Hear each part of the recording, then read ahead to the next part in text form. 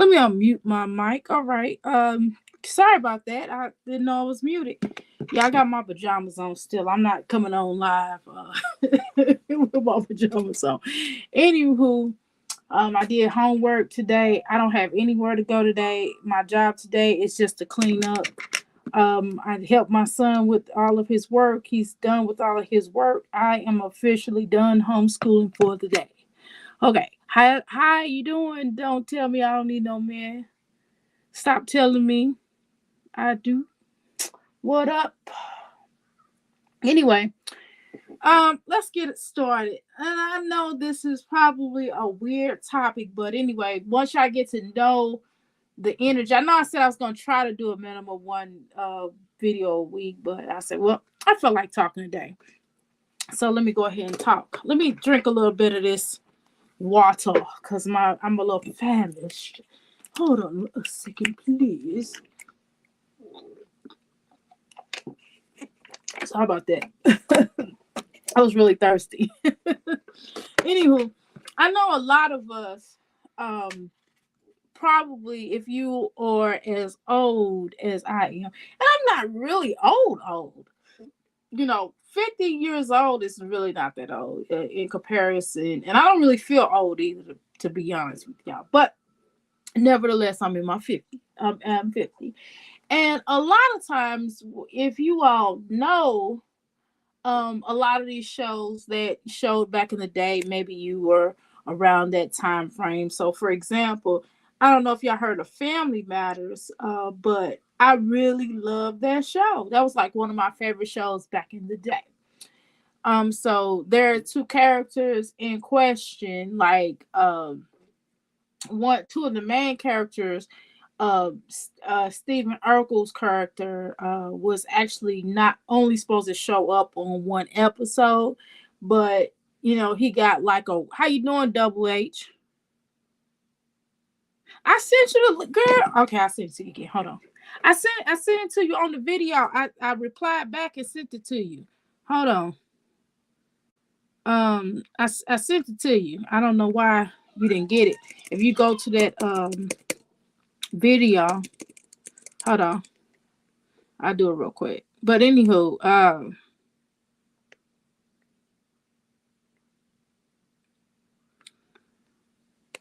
I sent it to you. Give me a second here, y'all. It's like on the lives if you go to hold on.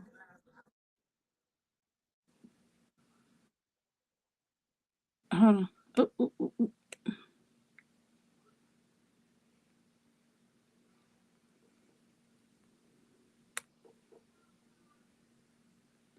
Okay.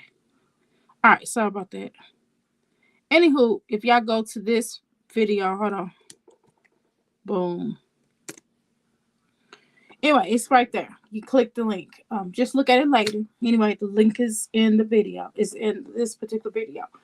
Anywho, so I don't, know if you guys. Anyway, so the character of Steve Urkel was only really supposed to be like one episode, but because he got a lot of rave reviews, and let's kind of be honest, it was because he was, I don't want to use the word that he was cooning. You welcome, Double H. I don't want to say he was cooning, but I'm not gonna say he wasn't cooning. I ain't gonna say he was, but I'm not gonna say he wasn't. So however, many people enjoyed him because he was really weird and he really liked cheese, and he was like one of those nerd that you love to hate because he was clumsy and just weird, a good weirdo that, good old weirdo that we like to watch. And I'm a weirdo myself, so I understand it, but I'm a different kind of weirdo. I'm not a weirdo where, I'm just weird, but I don't care. I embrace it. So, nevertheless, and the character Laura Winslow, of course, is one of the main characters because the show actually started from Harriet Winslow as well as Carl Winslow. Carl briefly was on a couple of episodes, but nevertheless, they were on that Balky show. Remember that Balky Strangers? Strangers show. They were all on that Stranger show. They were cousins, and one of them was from this country and moved. His name was Balky, and anyway, she was the elevator director or whatever in that particular at they job. How you doing, Oshun? And so he was the director. She was the director in that particular office building where they worked at, and they gave her a branch off of a show, a family show, because they wanted to probably exploit the black family and get more money off the black family. And of course, and what I did like about the show continuously, the fact that they did have children. And it wasn't a single parent, because sometimes, especially like the shows of Good Time, they wanted to create the character for Flo, beautiful Esther Rowe. I don't care what y'all talking about, Esther Rowe was a beautiful woman. Okay, so anyway, very beautiful skin, that beautiful skin, you hear me? So nevertheless, they wanted her to be a single mother, and instead she fought the industry, the Norman Lear, and told him about it didn't really make a lot of sense for her to be a single mother and to have a strong black male in the family, which made sense because that's what a lot of our households consist of. And a lot of times, especially back then, it was a stereotype. And don't get it twisted. Yes, there were a lot of single homes, but they also had strong black male role models. And of course, we want to see that more in shows. We want to see a strong black male. We want to see a strong black female in the roles. You have to excuse me. I'm just rolling around in my chair. I probably should be still. It's a little squeaky. I'm sorry. That's probably annoying for those that hate, sounds. So anyway, that's what I enjoyed about the show. That was the first thing that attracted me to the show, was that they had a strong parenting sense. And then they were in the suburbs of Chicago. And that's also what I enjoyed. It was in the Midwest. It wasn't like in LA. Everything is always done in LA, especially back then. They mostly had people in the Californias. They was doing the California raisins a lot of times, and you'll see a lot of these shows shot out of California that were centered around California, love. And of course, they didn't have that, and it was supposed to be done from Chicago, from the perspective of Chicago. Now, of course, y'all know, they can't get real raw, and they had to have some of these episodes were kind of corny. We know this, but what do you expect in TV land? Sometimes you don't want to see the real. You know what I mean? That back then, that probably been a little too real to show the Chicago. You know what I mean? The real Chicago. But nevertheless, it's the sentiments exactly. So I'm not necessarily here to go on about the show in that perspective, but I wanted to kind of talk to you about a particular art. And let's discuss the art of Steve Urkel. Now, this, of course, is not me talking about my jazzy life. This is not me talking about any of the mommies Velvet and any of these cult ladies or mommies of YouTube. But this is on a possibly, and hopefully you get that this is on a deeper level. It's not really about the show, but it's about a point of this particular show, and it's about a point of this particular character. And so this is not going to be a very long video. Thank you so much, Oshun. I will do my thing. So the points of this particular show, if you really look at it, Steve Urkel came on the show, as I stated to you before. His character came on the show, and basically he had the whole goal of getting a kiss from Laura. He had the second goal was for him to go on a prom date with Laura. The third thing was to get married. The fourth thing was to be a scientist. The fifth thing was to have people really like him. The sixth thing was for him to be well known for his experiments. And last but not least, well, excuse me, to have people to like him. Did I say that? If I didn't, let me repeat it. To have people to like him. Another thing would be to have people to like cheese. Okay, so that's, hold on one second, y'all. Okay, yeah, hurry up. My son coming in here after he done finished his thing, his homeschool. He ready to play some games, which is normal, which is okay.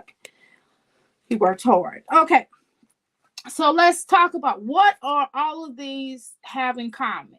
Now let's talk about, did he accomplish all these goals? Let's start with, did people actually like Steve Urkel once, and even respect him? Yes. As he would say, I'm wearing you down, baby. He would always say, I'm wearing you down. He always tell Lord he was wearing it down. And yes, he actually did accomplish that.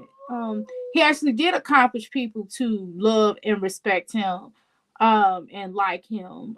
He actually did create experiments and become a scientist.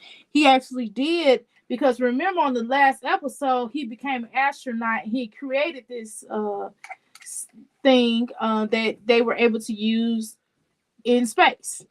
And then he also created, where he actually created Stefan, someone that Laura would like, right? So he did create, and he was a scientist. Okay, so one of his experiments actually did make it, and actually was respected, and actually was able to help the world. So let's be clear about that. Yes, he turned himself into Stefan, and then he split Stefan in half so Laura could be happy, right? Because Steve Urkel and Stefan became two separate people, two separate entities, right? Right? You know what I mean? He cloned, basically. He was able to create cloning, and he also created where he had this created a Bruce Lee version of himself. Y'all remember that? He created a Bruce Lee version of himself. You get what I'm saying? I know y'all like, this is weird. Why are we having this conversation? Again, I'm weird. These are the type of conversations that I've had with my husband, and my husband be looking at me like, my husband has told me something that was painful, but yet it is very true. He was like, you are very intelligent. You think about stuff that I would never think of, but at the same time, you have a lot of useless information. And that is, I do. I know about stuff that has nothing to do with anything, nothing that someone would ever ask. And even some of the things I could go on probably Jeopardy and talk about, and then they would be like, how did you know that? Well, I watched a documentary about it, or I read about it. I've just been like that my whole life, but that's a whole nother conversation. And I've been told that my whole life. Like, how do you know that?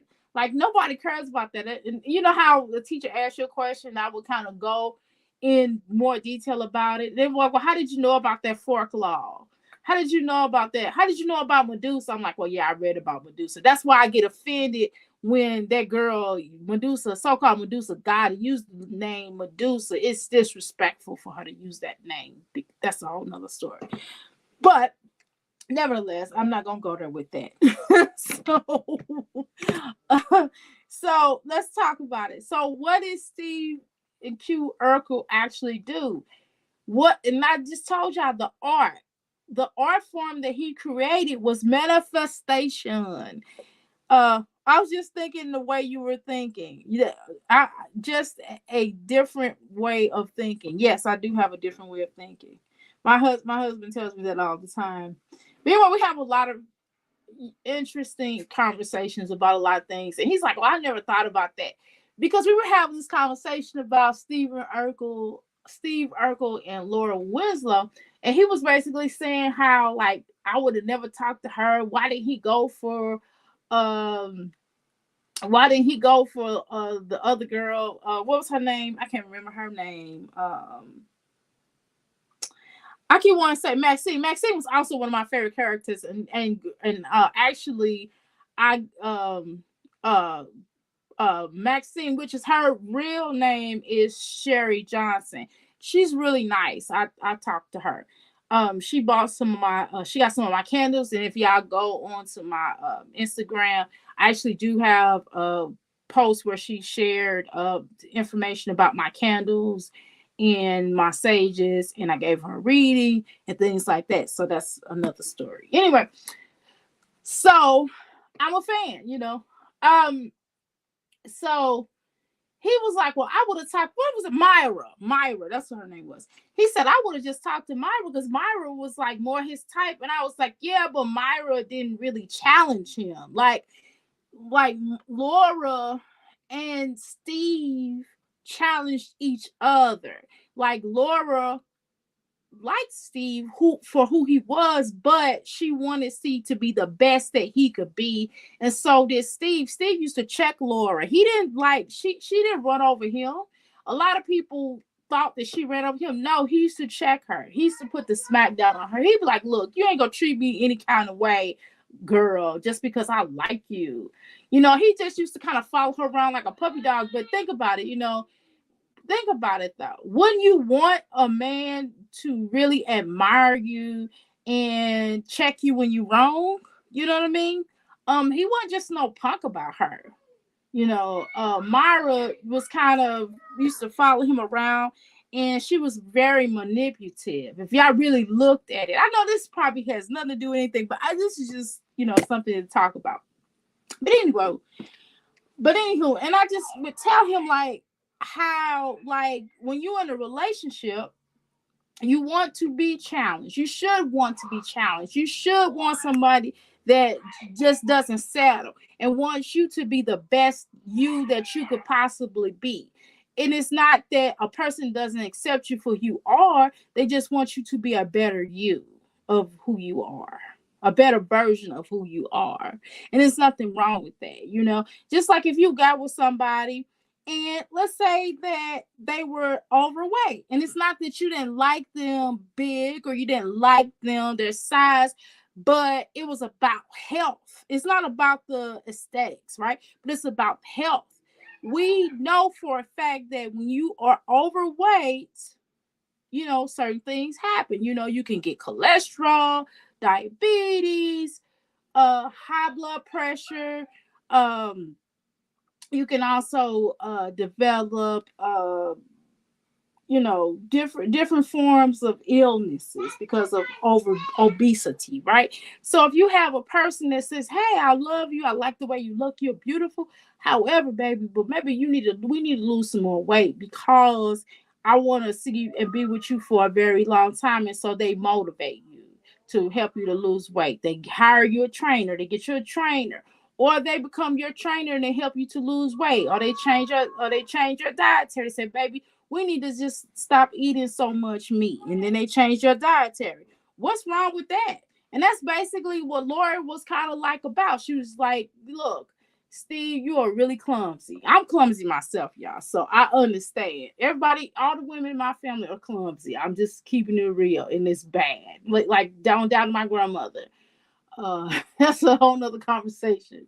And even my biological mom, my aunt, my cousins, all the females tripping, falling, all kind of stuff. You know, I just recently dropped a weight on my foot last week, and I had to wear this boot on my foot for a while. I took it off because my foot is no longer hurting, so I'm in a good place now. Anyway, let me take a little sip, y'all. I'm famished. That coffee, y'all. Anywho, so let's go there. So let's talk about the manifestations of what Steve Q. Urkel manifested. He asked for a kiss when he first met Laura. That was like on like one of the first episodes he was on. And throughout the entire episode, when did he get a kiss? He got a kiss on prom night. He got a kiss before then, but she gave her a kiss. Y'all know what I'm talking about. She used the tongue. Okay. The next one is he had asked for a prom date. Did he or did he not take her on a prom date? He asked her to the prom like years ago, when they were like in grade school, and they actually went on a prom. The third thing he asked to get married. He asked to marry her when one of the first times that he came on the episode. Did they not? Did she not turn back around and ask him to marry her when he was about to walk out of her life for good? Yes, he did. Were they engaged? Yes. That was the last episode they were engaged. The last two episodes. The next one, and this was all done before high school. What am I telling y'all? What I'm telling y'all is manifestation. I'm talking to you all about manifestation. I get that, but you can't change a person if they are not ready. Yes, but she was ready. The art of manifestation. Yes, you have to be put into a situation. See what happened with the rules of manifestation. They're kind of awesome. There are a couple of clear, fine rules to manifestation, right?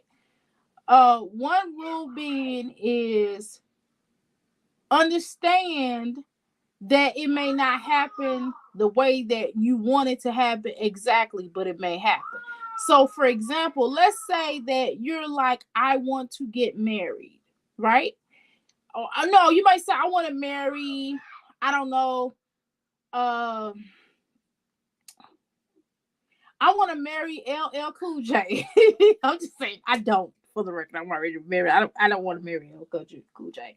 I know a lot of people may, but I'm just saying, for example, he's already married, right? And I'm already married. I don't want to marry him. No, thank you. Don't want the Hollywood folk.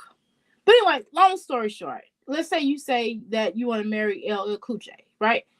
The universe obviously you may not marry LL Cool J, but they will put you in a position of getting married to someone.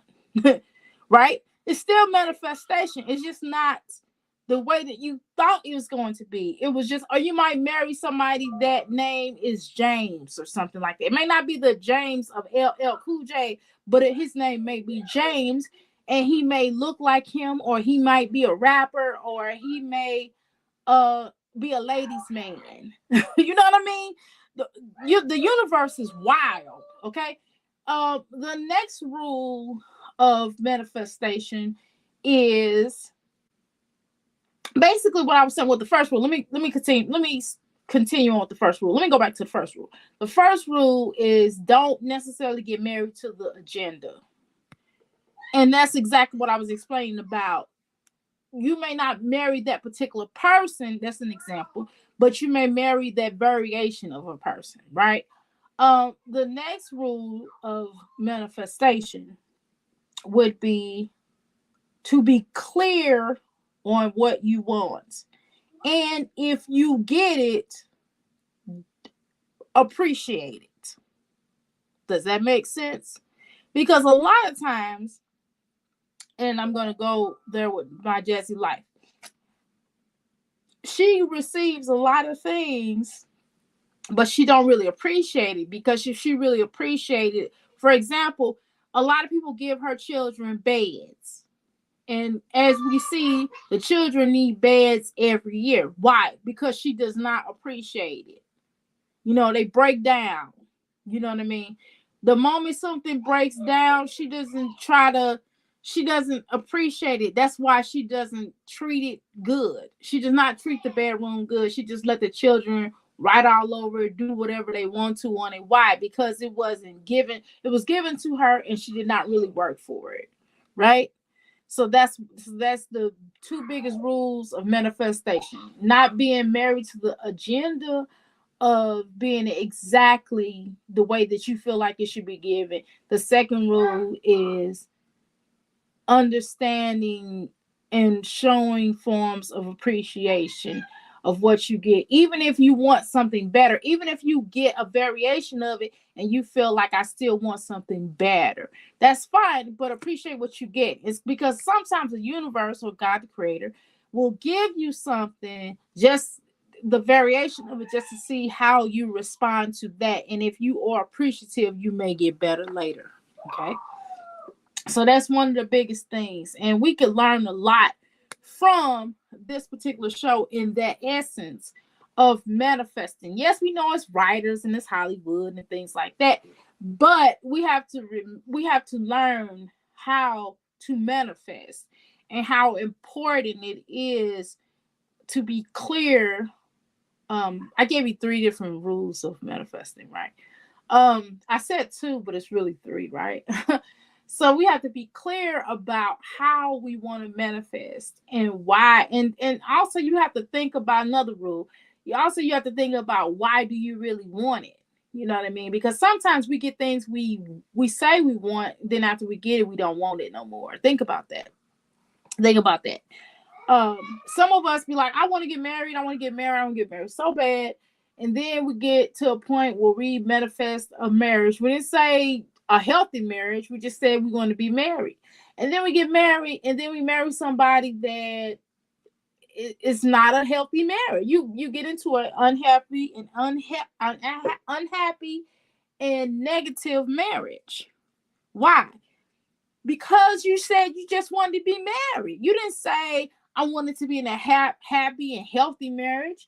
You didn't define it. You didn't say, well, I want to be with someone who truly loves me or I truly love. You just said you wanted to be married. So the universe gave you what you want. So what you upset for? This is what you asked for. You know what I mean? And so now you seeing yourself out. Be like, look, I'm getting out of this. Bob Joe, weirdo, is crazy. He's a stalker. He's a runner. He's a truck star, and I'm out of here, right? So we have to be careful about what we ask for. The Bible talks about that, and different other spiritual doctrines, because I'm well versed in all of them, from the Torah on down to the Quran and things like that. But that's a whole nother. We ain't finna get religious, but I'm just making a point that you have to be careful for what you ask for, because you just might get it. That's the old saying. We've heard that through our grandmothers. I'm sure many of your grandmothers said, be careful with what you ask for, you might just get it. My mother used to tell me that all the time. I would tell her, like, Mom, I just want a brother or sister, because I was the only child. So I always wanted a brother or sister. And then she looked at me, she said, you be careful, you ask for what you may not want.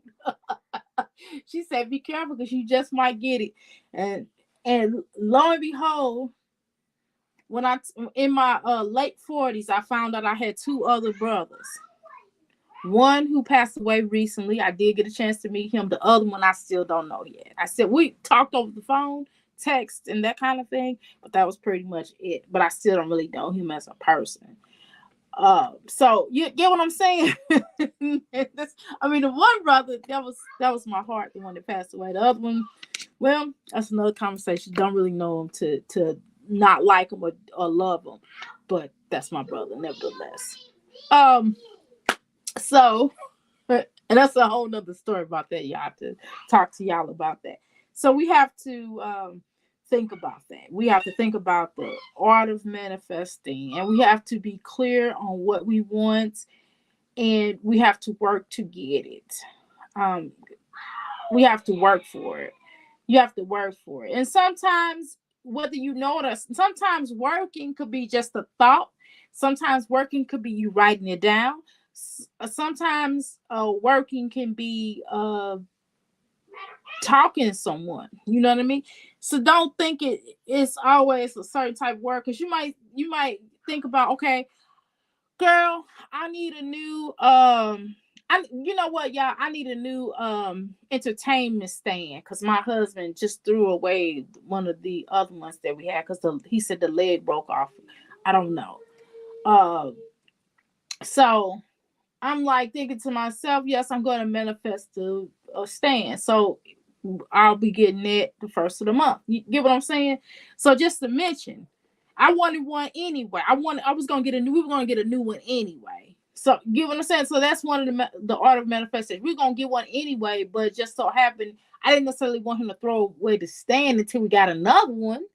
But he was like, I'm getting a new one anyway. Don't worry about it. You know what I mean? So, that's one way of manifesting. And sometimes, sometimes, we have to clean up. For example, we'll say, hey, I want a new car. So think about wanting a new car.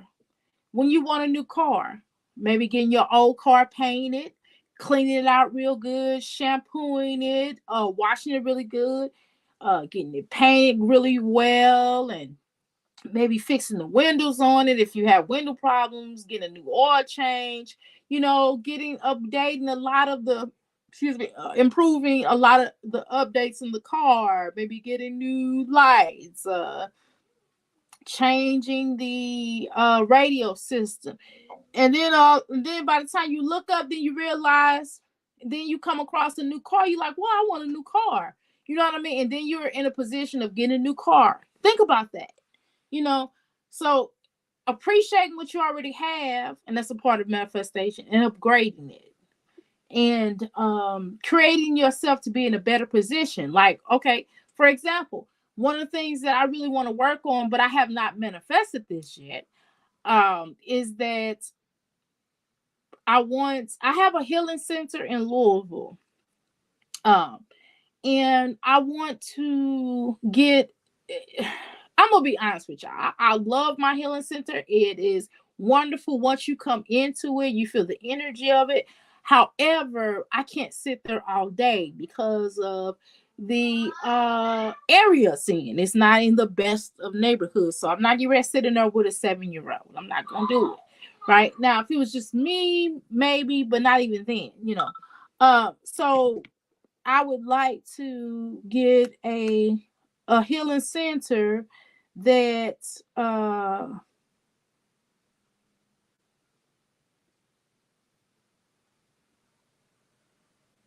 I would like to get a new healing center. Number one, closer to where I'm at. Number two, in a better neighborhood, because where I stay is in a nice neighborhood. So I would like to get something that's closer to where I'm at, in a better neighborhood, somewhere I could possibly sit all day in. If something happens here in my home, that I can go there and chill. You know what I mean? Uh, so that's what I mean. So it's not in the best neighborhoods. It was okay when I first started, but now I would like to have an upgrade. And a lot of times my clients call me and they'll be like wanting me to be there all day and all day. I can't sit there one day for $2-3. Yes, I'm in Kentucky. I'm not from Kentucky, so please understand that, charge that to my heart. I'm not from Kentucky. I'm originally from St. Louis. So, you know, I moved here for love. so, um, so it's just, it has a different type of energy, a lot of, in that particular business, because I'm a healer, I have to deal with all types of walks of life. I promise you. And it is a very unique type of business. I love my business, but I'm not necessarily feeling the area. I'm not getting ready to close it down. Um, but my goal right now, what I'm doing is more online stuff. Um, I'm doing more online stuff. Unless I know you, unless you've been my customer, we're neighbors. Cool. Where you live at? Double H.